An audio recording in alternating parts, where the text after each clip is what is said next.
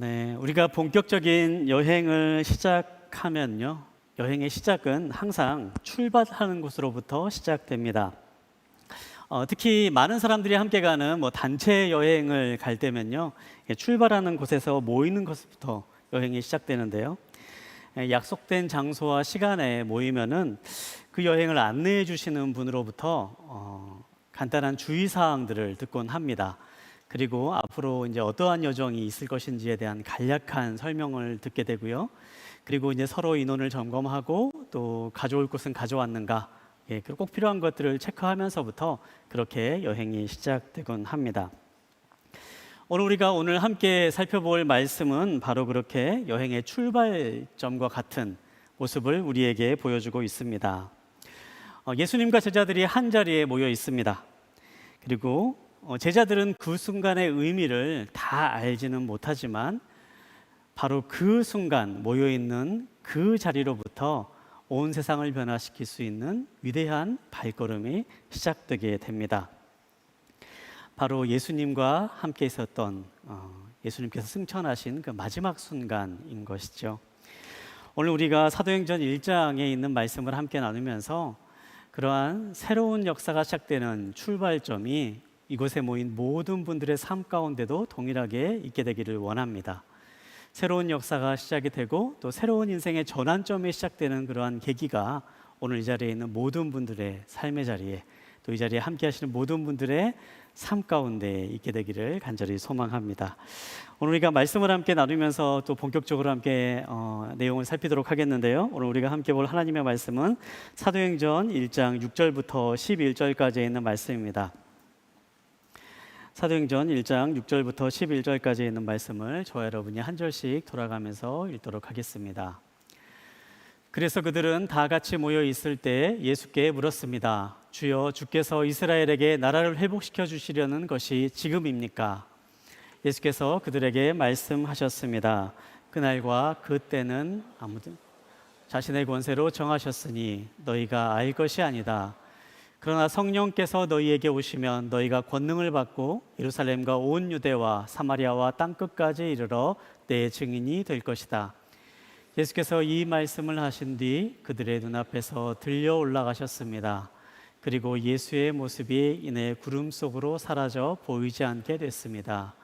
그들은 예수께서 올라가시는 동안 계속 하늘을 뚫어지게 쳐다보고 있었습니다. 그런데 갑자기 흰옷을 입은 두 사람이 그들 곁에 서서 갈릴리 사람들아, 왜 여기 서서 하늘만 쳐다보고 있느냐? 너희 곁을 떠나 하늘로 올라가신 이 예수는 하늘로 올라가시는 것을 너희가 본 그대로 다시 오실 것이다 라고 말했습니다. 아멘. 우리가 지난 시간 함께 살펴본 말씀에서는요, 부활하신 예수님께서 제자들에게 다시 나타나신 내용을 함께 살펴보았습니다. 좌절해 있는 제자들에게 나타나셔서 다시 사랑을 베푸시고 그들이 다시 회복하게 하시는 그러한 예수님의 모습을 함께 살펴보았는데요. 오늘 우리가 함께 살펴본 사도행전 1장에 있는 이 말씀은 그 이후에 있었던 내용을 우리에게 알려주고 있습니다. 우리가 먼저 사도행전 1장 3절에 있는 말씀을 우리 다시 한번 함께 보도록 하겠는데요. 3절에 있는 말씀을 한번 함께 읽도록 하겠습니다. 3절에 있는 말씀을 제가 읽어드리겠습니다. 예수께서 고난당하신 후에 자신이 살아계심을 여러 가지 확실한 증거로 사도들에게 직접 보여주셨고 40일 동안 그들에게 나타나 하나님 나라에 대한 일을 말씀하셨습니다. 예수님께서 부활하신 이후에 하나님 나라로 다시 돌아가시기 전에 40일 동안 제자들에게 나타나셨고 함께 하셨다라고 기록되어 있습니다. 부활하신 예수님을 목격한 사람들의 기록들, 성경에 나와 있는 기록들을 살펴보면요, 이때 한 40일 동안 함께했던 이 기간 동안 예수님께서는 10여 차례, 10번이나 11번 정도 그렇게 계속해서 나타나신 걸로 그렇게 살펴볼 수가 있는데요. 예수님께서는 왜 부활하신 이후에 제자들에게 나타나시고 곧바로 하나님 나라로, 하늘나라로 올라가지 않으시고 이렇게 40일 동안 이 땅에 머무시면서 사람들에게 나타나시면서 그렇게 함께 시간을 보내셨을까요? 우리가 가장 먼저 그 이유를 생각해 볼 수 있는 것은요, 예수님께서는 이 시간을 통해서 제자들이 부활하셨다라는 사실을, 예수님께서 부활하셨다라는 이 사실을 확실하게 믿기를 원하셨던 것 같습니다.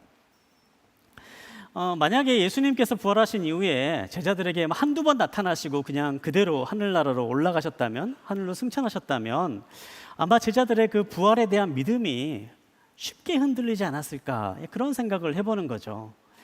한번 우리가 상상해 보시기 바랍니다. 여러분, 죽은 사람이 다시 부활했다라는 것을 믿으실 수 있겠습니까? 그냥 우리가 흔히 주변에서 뭐 이야기하는 것처럼요, 뭐 임사체험이라고 하죠. 병에 걸렸다가 이제 거의 죽은 것 같았던 사람, 뭐 순간적으로 죽었던 사람이 다시 뭐 살아나는 뭐 그러한 이야기들은 뭐 가끔씩 듣기도 합니다만, 예수님께서 다시 살아나셨다라고 하는 이 사건은요, 그렇게 뭐 임사체험과 같은 뭐 그러한 사건이 아니라 로마 군인들에 의해서 완벽하게 죽었다라는 것을 확인받은 이후에 장사되시고 3일 동안 죽은 상태로 무덤에 있었던 분이 다시 살아나신 사건입니다. 완전히 죽었다가 다시 살아나셨다라는 이 사건, 이것을 그냥 뭐 한두 번 예수님이 나타나셔서 그 모습을 보여주셨다 그래도요, 사람들이 그것을 받아들이기가 쉽지 않은, 상식적으로는 이해가 되지 않는 그러한 사건인 게 틀림없는 거죠.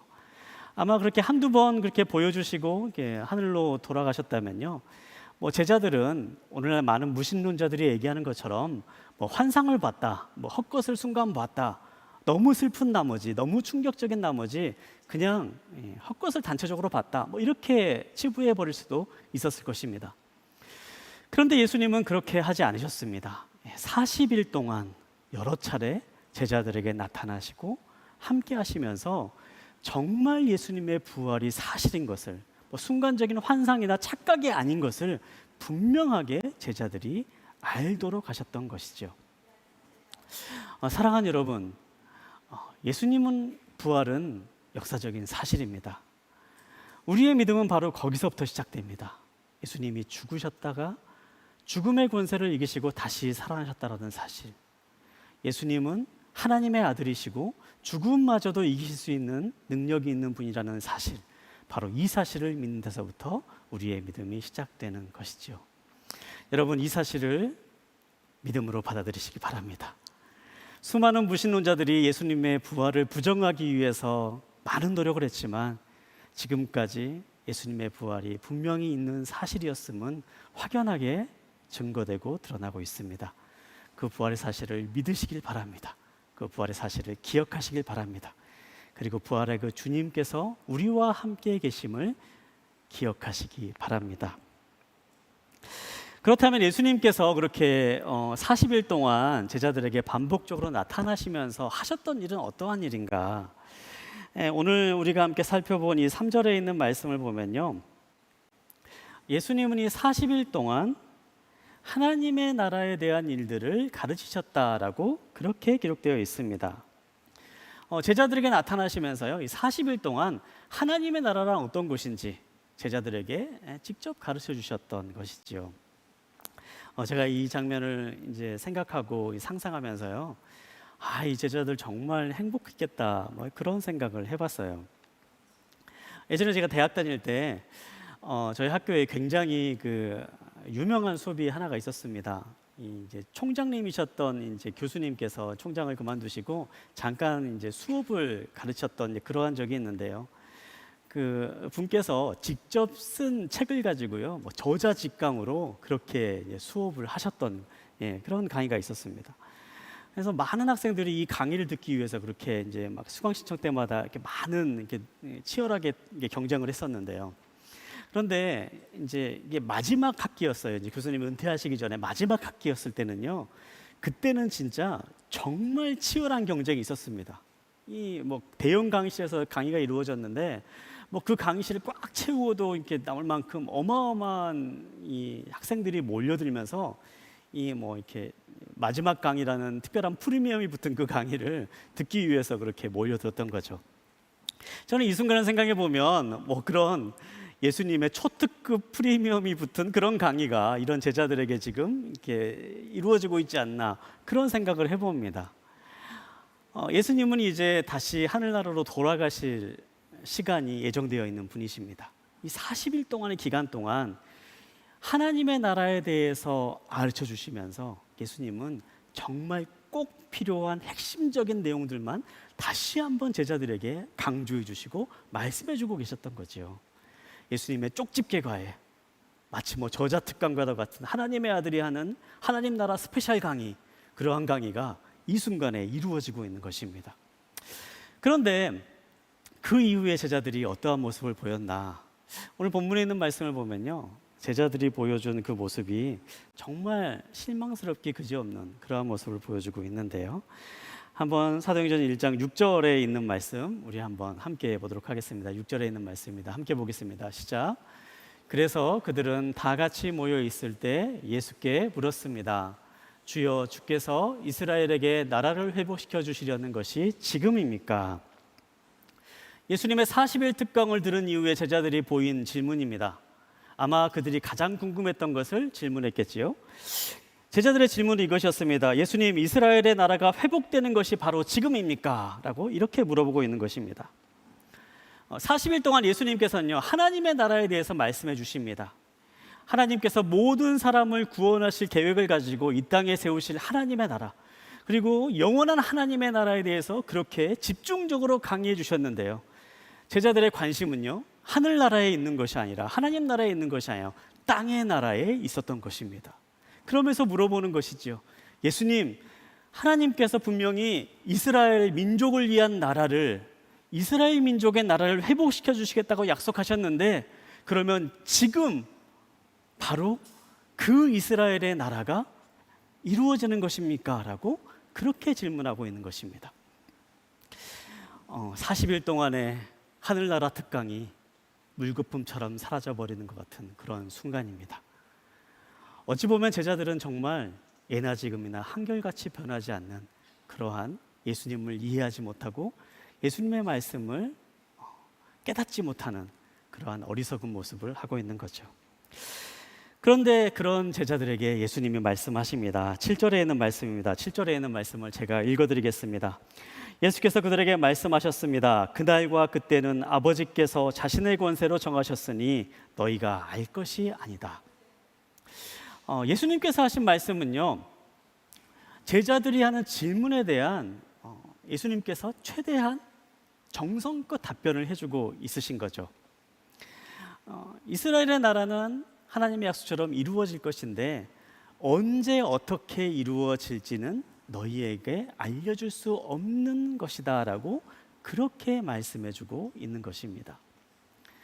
한심한 제자들, 도저히 변하지 않는 제자들, 40일 동안 그렇게 혼신을 다해서 가르쳤음에도 불구하고 깨닫지 못하고 여전히 자신이 관심을 가지고 있는 것에만 관심을 가지고 있는 그러한 제자들을 보면서도 예수님은 그런 제자들을 탓하지 않으시고 나무라지 않으시고 내치지 않으시고 그런 제자를 이해하시고 포용하시는 그러한 모습을 보여주시는 것입니다. 사랑하는 여러분, 우리가 이 예수님의 모습을 기억하게 되기를 바랍니다. 저는 오늘 말씀을 묵상하면서 오늘 이 제자들의 모습이 어쩌면 우리들의 모습과 참 많이 비슷한 부분이 있다라는 그런 생각을 해봅니다. 저를 비롯해서요, 많은 사람들이 예수님의 말씀을 듣는다 그러고 또 예수님에 대해서 안다라고 그렇게 생각하지만요, 종종 우리가 살아가다 보면 그런 예수님의 말씀과 예수님의 마음을 오해하면서 살아갈 때가 참 많이 있습니다. 예수님께서 우리에게 주시고자 하는 것을 생각하기보다는요, 그냥 내 눈앞에 뭔가 좋은 일이 일어나길만을 바라고 지금 뭔가 그냥 내 눈앞에 내가 바라는 것, 내가 기대하는 것만 일어나면은 모두 다 좋은 일이 일어나고 모든 게 해결된 것처럼 그렇게 생각하면서 살아가는 모습, 마치 제자들의 모습처럼 우리가 이 땅에 있는 나라만을 바라보며 살아가는 순간들이 너무나도 많이 있다라는 거죠. 아무리 예수님의 말씀을 들어도, 아무리 예수님을 안다라고 해도 우리가 순간순간 제자들처럼 예수님의 관심과는 다른 관심을 가지며 살아갈 때가 참 많이 있다는 것을 발견합니다. 오랫동안 예수님을 믿었던 분들은 그런 모습들을 발견할 수 있겠지만요, 아마 우리가 예배드리는 이 자리에는요, 이제 교회에 나온 지 얼마 되지 않는 분들도 있을 것입니다. 그런 분들은 생각해 보면 여기서 지금 얘기 나누는 이 모든 것들이 도대체 지금 무슨 얘기를 하는 건가 도무지 공감되지 않는다. 뭐 그렇게 생각되는 분들도 있을 수 있을 것 같아요. 그런데 그래도 상관없습니다. 제가 예전에 이제 그런 경험이 있어요. 제가 예전에 이제 차세대를 섬겼을 때가 있는데, 차세대를 섬겼을 때에 1년마다 이제 한 번씩 하는 아주 중요한 기도회가 있었습니다. 대학 수학력 시험을 앞에 두고 있는 수험생을 위한 기도회였습니다. 수능 당일이 되면요, 수험생 가족이 함께 모여서 이곳 서빙고 본당이나 이제 양재온누리교회에서 함께 기도회를 하는 시간인데요. 그때가 되면 1년 중 들었던 기도 소리보다 가장 큰 기도의 소리를 들으실 수가 있습니다. 궁금하신 분들은 올해 수능 날에 한번 찾아와 보십시오. 특별히 2교시가 되면 수학 시간에는요, 그렇게 간절하게 기도하실 수가 없습니다. 근데 제가 기억나는 게 이제 한 번은 양재에서 이제 수험생 기도를 했을 때가 있었는데요. 그때 제가 스텝으로 함께 섬기고 있었는데, 그때 한 분이 이게 저희 예배실 뒤편에 와서 쭈뼛쭈뼛 이제 뭔가를 계속 이렇게 살펴보시면서 이렇게 보시더니요, 갑자기 이제 오셔서 이렇게 저에게 조심스럽게 물어보시는 거예요. 제가 좀 뭔가를 좀 하고 싶은데 어떻게 하면 좋습니까? 뭐 그렇게 물어보는 거예요. 그래서 이제 한참 생각해 보니까 이분이 좀 어떻게 이제 헌금을 하고 싶으신가 보다, 이제 그렇게 생각이 들어서 뭐 헌금을 하고 싶으시면 저기 밖에 나가시면 이제 헌금 봉투가 있으니까 헌금 봉투에 이제 헌금을 하셔서 헌금함에 넣으시면 됩니다라고 이제 그렇게 말씀을 드렸어요. 그런데 이제 그분이 그 얘기를 들으시더니 이제 그래도 이제 가지 않으시고 계속 머뭇거리는데 저희한테 이제 얘기를 하시는 거예요. 그것 말고 좀 뭔가 특별한 게 할 수 있는 게 좀 없을까, 이제 그렇게 물어보시는 겁니다. 근데 나중에 알고 봤더니요, 이제 이분이 살고 있는 이제 아파트 단지가 있었는데, 그 단지에 있었던 이제 이제 학생이 이제 좋은 대학을 갔던 거예요. 근데 이제 그 대학을 이제 좋은 대학을 보냈던 이제 그 어머니가 그 전해에 우리 기도회에 와가지고 기도하면서 이렇게 좋은 대학을 가게 되었다라는 그런 소문이 그 아파트에 막 퍼지게 된 거죠. 그래서 그때 이제 저희 기도회가 아주 용하다라는 소문이 그렇게 그 아파트 단지에 돌면서 그러면서 이제 평소에 교회 안 다니시던 분이 이제 수능을 앞두고 이렇게 교회에 나오시기 시작을 하셨던 거예요. 그래서 교회에 있었던 그런 문화들이 다 어색하고 잘 모르는데 그래도 이제 굉장히 열심히 기도했던, 그렇게 하셨던 거죠. 그러면서 이제 그분이 생각하기에 뭐 절에 가면 이제 그런 것들이 있다고 합니다. 뭐 이게 사람 이름을 달아서 등을 이렇게 만들어서 달고요. 뭐 이렇게 화분 같은 것도 이름 달아가지고 달고 이렇게 그렇게 하는, 돈을 주면 그렇게 달아주는 뭐 그런 것들이 있다라고 그래요. 이제 마치 그런 것처럼 본당 한 구석에 이제 이름을 이렇게 달아두는 등을 이렇게 좀 만들 수 있지 않을까, 뭐 그런 상상을 하셨던 것 같아요. 제가 이제 그렇게 말씀드려서 교회는 그런 거 하지 않습니다. 이게 말씀드리고 그냥 이제 잘 이제 마음으로 헌금하시고 기도하시면 됩니다라고 설명해드리고 돌려보냈던 그런 기억이 있는데요. 여러분, 사실 교회 처음 오시면요, 교회 문화가 익숙하지 않을 수도 있습니다. 어색할 수도 있고 기도하는 거 찬양하는 것도 쉽지 않을 수 있습니다. 그런데요, 괜찮습니다. 좀 몰라도 되고요, 좀 어색해도 괜찮습니다. 뭐 지금 제가 드리는 이 말씀이 다 이해되지 않아도 괜찮습니다. 그리고 졸리면 그냥 주무셔도 괜찮습니다. 예수님은 그런 우리들의 모습을 그냥 다 이해해 주시고 다 받아주시는 분이십니다. 그리고 예수님은 그런 우리들을 바로 제자들이 그랬던 것처럼 단 한 가지만 기억하면 아무리 부족하고 연약해도 다 이해해 주시는 분이십니다. 바로 그 한 가지, 예수님께서 우리를 위하여서 십자가에 달려 돌아가셨고 죽으셨고 부활하셨으며 그분이 우리의 유일한 구세주 되신다라는 그 사실 하나만 기억하고 믿고 살아간다면 다른 모든 것들은 조금 실수하고 다른 것들은 조금 이해하지 못해도 괜찮다. 그래, 내가 그래도 이 자리에 와준 것만으로 나는 너무 고맙다. 그렇게 생각하시고 우리를 받아주시는 분이십니다. 제자들이 바로 그렇기 때문이죠. 제자들은 그 하나만 분명히 알고 있었습니다. 사랑하는 여러분, 지금 이 자리에 여러분 다 이해되지 않고, 지금 이 자리에 어색하고, 지금 이 자리에 다 믿어지지 않는다 그래도 괜찮습니다. 이 자리를 계속해서 찾아오시기 바랍니다. 그리고 이 자리에 함께 하시기 바랍니다. 그러면 예수님께서 여러분과 함께 하시는 것을 경험하시게 될 것입니다. 그리고 예수님께서 여러분을 점점점 한 걸음 한 걸음 더 깊은 믿음의 단계로 이끌어 가실 것이고, 마침내 모든 것들을 깨달을 때까지 여러분의 곁을 지키시고 함께 하실 것입니다. 바로 그런 예수님을 기억하며 계속해서 믿음의 발걸음을 내딛는 그런 저와 여러분 되시기를 간절히 소망합니다. 우리 이제 8절에 있는 말씀, 오늘 본문에 있는 말씀 가운데 8절에 있는 말씀을 함께 보도록 하겠습니다. 8절에 있는 말씀을 함께 보겠습니다. 시작. 그러나 성령께서 너희에게 오시면 너희가 권능을 받고 예루살렘과 온 유대와 사마리아와 땅끝까지 이르러 내 증인이 될 것이다. 아멘. 마지막 순간까지 도무지 깨닫지 못하는 제자들을 향해서 예수님께서는 두 가지 중요한 말씀을 말해 주십니다. 첫 번째로 주시는 말씀은요, 성령께서 너희에게 오실 것이다 라고 하는 말씀을 주십니다.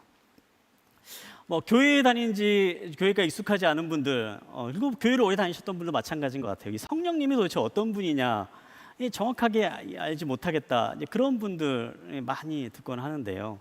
교회 다니다 보면 하나님에 대해서 또 예수님에 대해서는 좀 알고 좀 이해할 수 있겠는데, 계속 성령님에 대해서 이야기하는데 과연 성령님이라는 게 어떤 분이냐, 그렇게 궁금해하시는 분들이 있습니다. 요한복음 14장 26절에 있는 말씀을 한번 함께 보도록 하겠는데요. 요한복음 14장 26절에 있는 말씀을 우리 함께 읽도록 하겠습니다. 함께 보겠습니다. 시작. 그러나 보혜사 곧 아버지께서 내 이름으로 보내실 성령께서 너희에게 모든 것을 가르쳐 주실 것이며 내가 너희에게 말한 모든 것을 생각나게 하실 것이다. 아멘. 성령님이 어떤 분인가, 요한복음 14장 26절에 있는 말씀에서 성령님을 한마디로 보혜사라고 그렇게 표현하고 있습니다. 이 보혜사라고 하는 이 말은요, 풀어서 말씀드리자면 우리의 곁에 있으며 우리를 돕고 위로하시는 분이라고 이렇게 말할 수 있습니다. 다른 말로 표현하면요, 성령님은 말 그대로 항상 우리를 위해서 함께 하시는 분이시다, 이 사실인 거죠. 예수님께서는 제자들에게 내가 너희를 떠나면 성령님께서 너희에게 오실 것이다 라는 말씀을 여러 차례 말씀하셨습니다. 십자가에 달려 돌아가시기 이전부터 제자들에게 내가 나중에 너희를 떠나면 성령님을 내가 너에게 보내줄 것이다 라고 그렇게 말씀하십니다. 그리고 예수님께서 약속하시는 그 말씀대로 사도행전 2장에 있는 말씀을 보면요, 예수님께서 승천하신 하늘나라로 돌아가신 이후에 제자들에게 성령님께서 강하게 임하시는 사건이 기록되어 있습니다. 그리고 이때부터 제자들이 삶이 놀랍게 변화되는 것을 보게 됩니다. 예수님과 함께 있었을 때처럼 예수님이 곁에 계시지 않지만 놀라운 능력을 제자들이 행하기 시작을 합니다. 이전에는 깨닫지 못했던 것들을 새롭게 깨닫게 되기 시작을 하고, 이전에 이해하지 못했던 것을 온전히 이해하게 되면서 제자로서 완전히 변화된 삶을 성령님께서 함께 하시면서부터 살아가게 됩니다. 여러분, 성령님은 어떤 분이십니까? 성령님은요, 예수님의 빈자리를 채워주시는 분이십니다. 예수님께서 하늘나라로 돌아가신 이후에 이 땅에 예수님을 믿는 사람들의 삶 가운데 찾아가셔서 함께 하시며 예수님이 함께 하셨던 것처럼 도우시고 또 위로하시고 격려하시고 힘을 부어주시고, 또 예수님이 하셨던 것처럼 우리가 알아야 될 것들을 깨닫게 하시고 우리가 이해하지 못하는 것을 이해할 수 있도록 인도해 주시는 분, 바로 그분이 우리와 함께 계시다라는 사실입니다. 저는 오늘 말씀을 묵상하면서 한번 이런 얘기를 해봤습니다. 성령님은 예수님의 애프터 서비스다라는 그런 생각을 해봤습니다. 여러분, 제자들이 어떻습니까? 제자들이 마지막 순간까지도 예수님이 하신 말씀을 온전히 이해하지 못했지요. 그런데 성령님께서 제자들의 삶 가운데 오시면서 제자들이 점점점 예수님의 말씀을 이해하게 됩니다. 그리고 점점점 예수님이 말씀하신 삶의 모습으로 변화되게 됩니다. 그리고 우리에게도 마찬가지입니다. 우리가 비록 예수님의 말씀을 온전히 이해하지 못하고 우리가 온전히 깨닫지 못하더라도 괜찮다라고 하는 것은요, 성령님께서 우리에게 동일하게 함께 하시기 때문입니다. 지금은 이해하지 못할지라도 계속해서 우리가 이 예배의 자리를 지키며 나아가고 예수님을 믿으며 살아가고 예수님을 붙잡으며 살아가면 우리와 함께 하시는 성령님께서 우리를 변화시키시고 한 걸음 한 걸음 새로운 삶의 모습으로 바꾸어 가실 것이기 때문입니다. 두 번째로 예수님께서 주신 중요한 말씀은요, 너희는 내 증인이 될 것이다 라고 그렇게 말씀하셨습니다. 예수님께서는요, 제자들에게 마지막 순간 특별한 사명을 말씀하십니다. 그것은 바로 증인이 되는 삶을 살 것이다 라고 그렇게 말씀하시는 거죠. 여러분, 증인이라는 것은 어떤 것입니까? 증인이라는 것은요, 보고 들은 것, 경험하고 느낀 것을 그대로 사람들에게 전하는 삶입니다. 그리고 예수님을 믿는 제자들의 삶은 이제부터 그렇게 보고 들은 것, 경험한 것을 사람들에게 전하는 삶을 살게 될 것이다. 그렇게 예수님께서 말씀하시는 거죠. 제가 이제 오늘 본문에 있는 말씀을 보면서 예수님께서 사용하신 한 표현을 한번 주목해서 생각해 보면 좋겠는데요.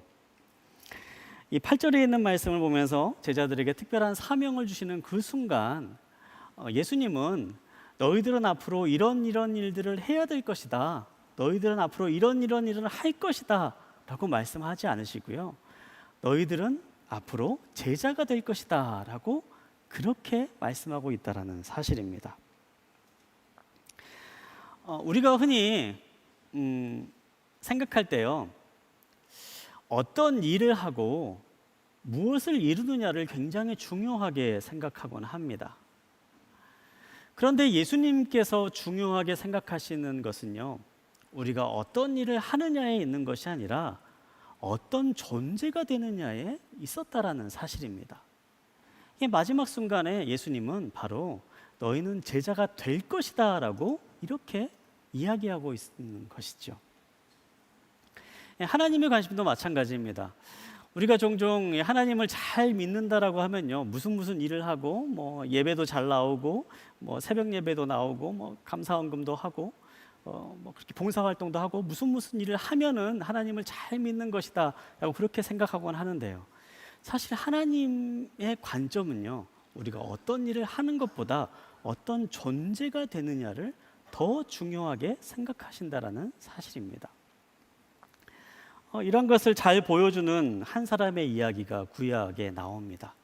이 엘리야라고 하는 사람의 이야기인데요, 엘리야에 대해서 조금 더 깊이 알길 원하시는 분은 열왕기상 17장, 구약 성경에 있는 열왕기상 17장부터 열왕기하 2장까지에 있는 내용을 한번 집에 돌아가셔서 한번 읽어보시면 좋겠는데요, 이 엘리야라고 하는 사람은요, 성경에 나와 있는 수많은 사람 중에서 죽음을 보지 않고 하늘나라로 올라간 사람, 예수님처럼, 예수님은 죽음을 보셨지요. 예수님과 좀 다르네요. 아무튼 하늘나라로 목숨이 붙어 있는 채로 올라간 사람으로 기록되어 있습니다.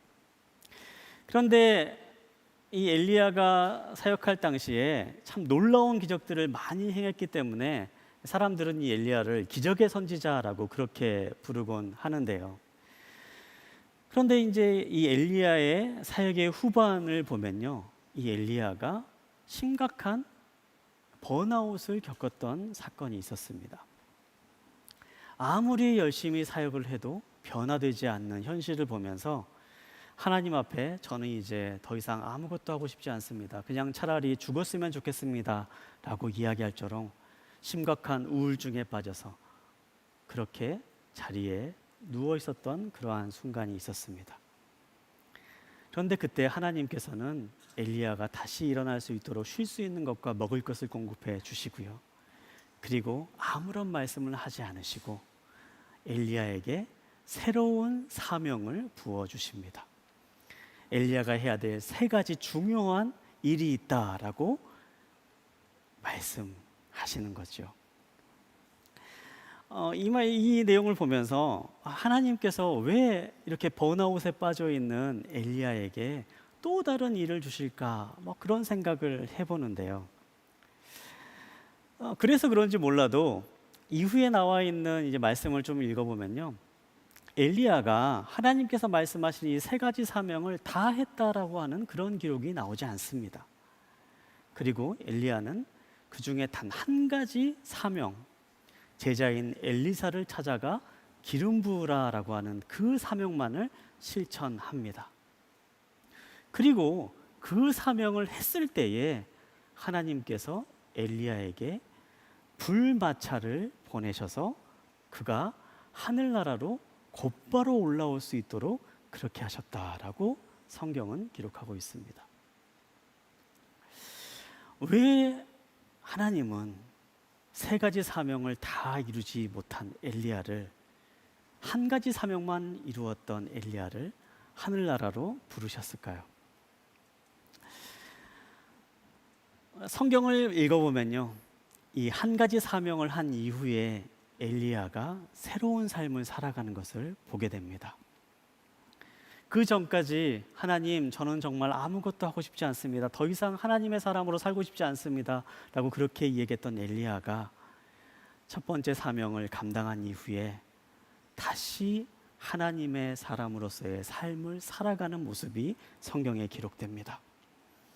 악한 일을 저지르는 왕에게 찾아가 경고하고, 잘못된 길을 가는 사람에게 찾아가서 하나님의 경고를 전하며 심판을 전하는 모습, 선지자로서의 삶이 회복되는 것을 첫 번째 사명을 이룬 이후에 엘리야의 삶 가운데 나타나게 되는 거죠. 그리고 그 모습을 본 이후에 하나님은 엘리야를 다시금 하늘나라로 부르시는 것을 보게 됩니다. 하나님의 관점에는요, 사명이 중요한 것이 아니라 엘리야가 어떤 존재가 되느냐, 어떤 삶을 사느냐가 더 중요했던 것이기 때문입니다. 사랑하는 여러분, 우리들도 마찬가지입니다. 하나님께서는요, 우리가 어떠한 삶을 사느냐에 관심을 가지십니다. 예수님께서도 마찬가지입니다. 예수님께서는 우리가 어떠한 존재가 되느냐에 관심을 가지십니다.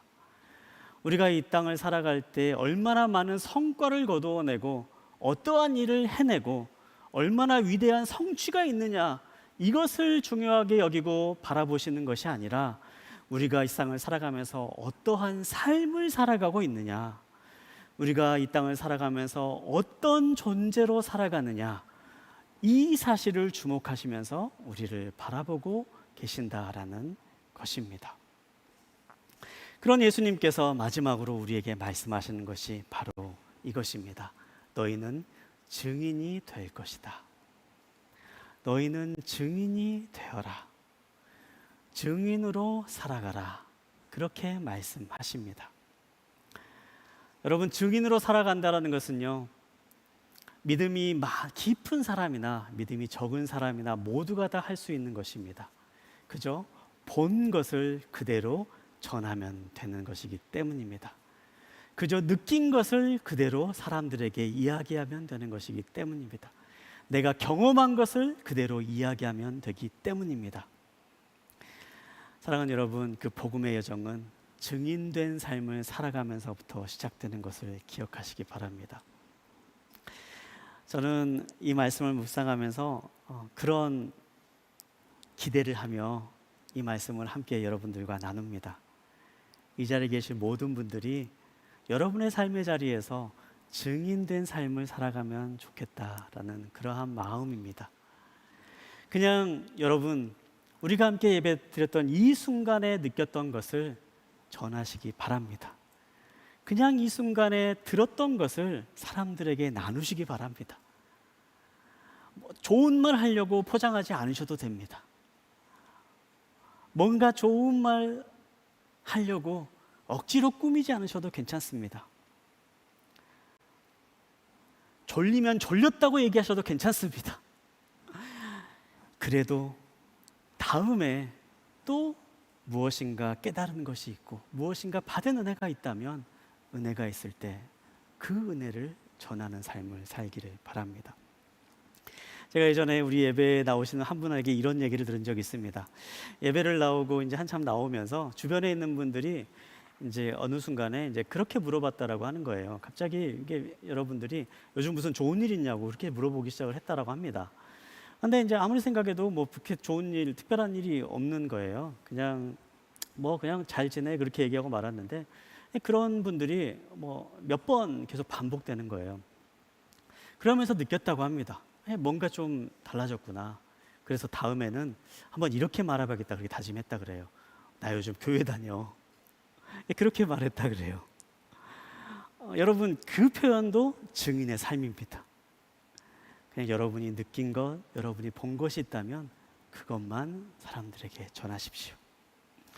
모르는 사람들에게 전하는 게 어렵다면 여러분 오늘 함께 오신 분들에게도 한번 나누는 삶을 시작해 보십시오. 그렇게 여러분이 머문 자리에서 할 수 있는 만큼 증인된 삶을 한 걸음 한 걸음 살아갈 때에 우리가 함께 나누는 이 복음의 여정이 주는 축복과 기쁨을 누리는 삶으로 여러분의 삶이 나아가게 될 것입니다. 증인이 될 것이다 라고 말씀하신 그 예수님의 말씀을 따라 변화된 존재로 한 걸음 한 걸음 발걸음을 떼며 나아가는 그러한 축복이 이 자리에 계신 모든 분들과 함께 하기를 간절히 소망합니다.